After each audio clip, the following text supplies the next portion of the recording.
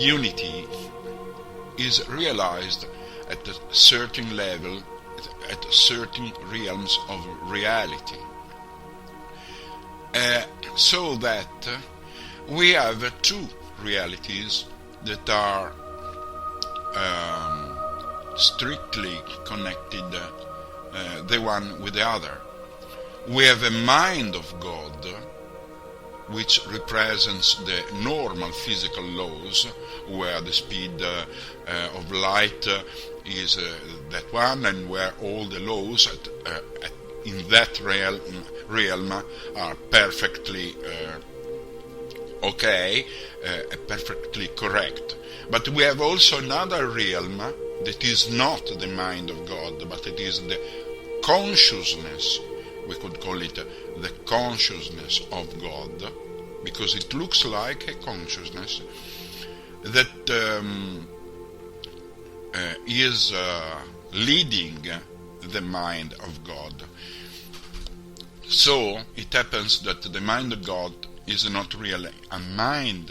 The rational mind is not the real mind, but rather it is the arm of a true mind, and the true mind is just consciousness. Consciousness is just that realm in which time and space stop to exist. And the mechanism of entanglement shows that at certain conditions, space and time don't exist anymore. This is not science fiction. This is reality. And this consciousness, the most beautiful aspect of this consciousness, I think I feel myself free to call it so, consciousness. All this can be described mathematically with using equations. The first scientist, quantum physicist, David Bohm, was able to represent the situation of the mind and of the consciousness of God by changing the Schrödinger equation, which is the most important equation describing the so-called wave function, which is the probability function that tells us where is a particle in some volume when we don't observe it, before we make the wave function collapse during the observation. David Bohm represented reality, just to use one of his metaphors, in such a way that a reality is like a ship equipped with an engine. So the ship with the engine is the so-called normal reality, the mind of God. Okay, the normal reality. The ship, thanks to the engines, is able to move in the water of the ocean, of the sea, of course. But being able to move, to make a movement, doesn't mean to decide where to go. So a ship with an engine, equipped with an engine, but without a radar, can only go round and round without a specific place where to go. So we need that the ship is equipped also with a radar. The radar will tell to the ship the direction to take to reach the harbor. That radar, in the language of physics, is just a term which David Bohm called quantum potential.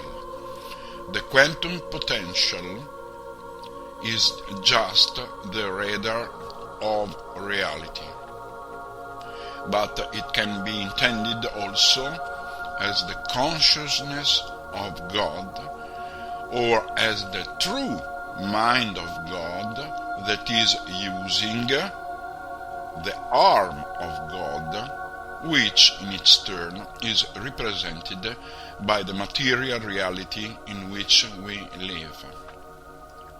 So we have a metaphor telling that reality is like a ship equipped with an engine and with a radar.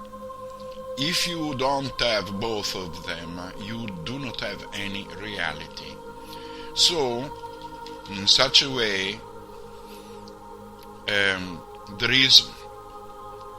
it makes no sense that a spiritual reality exists alone.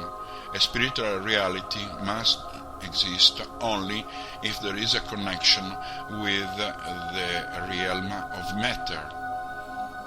So material reality is necessary to make so that the spirit, let's call it so, is manifested.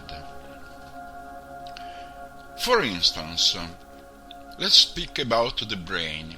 If we think about the new theory by famous mathematical physicist from Oxford, in Great Britain, Roger Penrose, and his collaborator, American anesthesiologist Stuart Hameroff, they have been elaborating a very interesting theory about the brain and the way in which consciousness is formed. Their idea that is founded on very specific situations in the brain is based on the fact that the brain and the neurons inside it are composed of a great number of so-called microtubules, sort of biological particles that are all together in a situation of quantum coherence. So this quantum coherence is a kind of quantum entanglement, but in this case we do not have two particles that are linked together, but we have 1 billion particles altogether. Specific conditions in the brain, such as the existence of a particular gel that isolates microtubules from any interaction with the surrounding medium, makes so that they can remain in a quantum state, in a quantum entanglement state, for a sufficient long time in order to allow the creation of a moment of consciousness. The creation of a moment of consciousness occurs when the wave function that describes this orchestra of microtubules collapses. When there is such a collapse, which is spontaneous, we have the creation of a moment of consciousness. And this happens on average every 1/6 of second in a normal average human being. So it's possible to experience every day about 1 billion of consciousness moments. This happens like a spontaneous phenomenon that is related. This collapse is physical and is related to the tissue of the space-time, of the underlying space-time at the level of the Planck scale, 10 to minus 33 centimeter, the smallest dimension ever. something of that kind creates a moment of consciousness. And now I come back to the point that I was discussing about the ship, its engines and its radar. How is it connected with the brain? Well, it's very simple. In the case of the brain itself, with its neurons, microtubules, is just the ship, is just the physical ship. And the consciousness moments are just the radar. But if we didn't have any brain, any microtubules, we wouldn't have any possibility to create a consciousness moment. There would be no possibility. So the physical is absolutely necessary to make so that consciousness manifests itself. There is a sense in all of this. And to me, the idea of disembodied spirits seems to be quite a bit ridiculous. The universe must have a matter in order to manifest its consciousness. I would like to make another example before stopping this brief talk. How is matter made of? Well, to tell this I have to speak about the Pauli, the exclusion principle of Pauli. This is a beautiful mechanism that was discovered by quantum physicist Wolfgang Pauli. Matter is made in such an harmonic way that you can have only couple of particles that occupy specific places, like drawers in a closet, inside the closet, okay? In a drawer, quantum state, it is a quantum state, in a drawer you can have only two particles with positive spin one and with negative spin the other.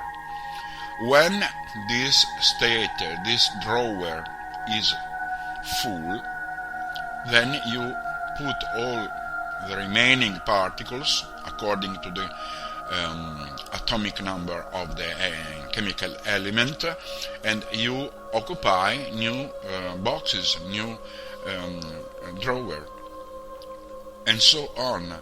So matter is made in this very ordered way. For instance, if you have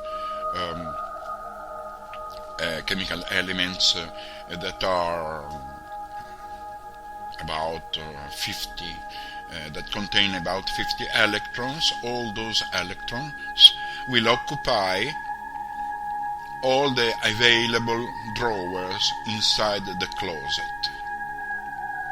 Okay.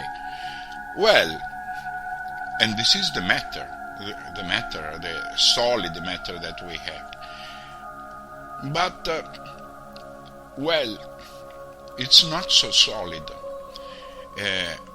First of all, because matter, of which we are made of, is made mostly of emptiness, of void, vacuum. Most of the space of which we are made of is made of vacuum. There is an ocean that is appearing, a nucleus of the atoms that are composing my body, and its electrons. It's like to go from here to the moon, and in the middle there is a big space of emptiness. So the solidity is just an impression that we have. Well, if matter is organized according to Wolfgang Pauli, this is because we have to perceive the universe in its shapes, volumes, and beauty. There is no way to see the beauty of the universe if the particles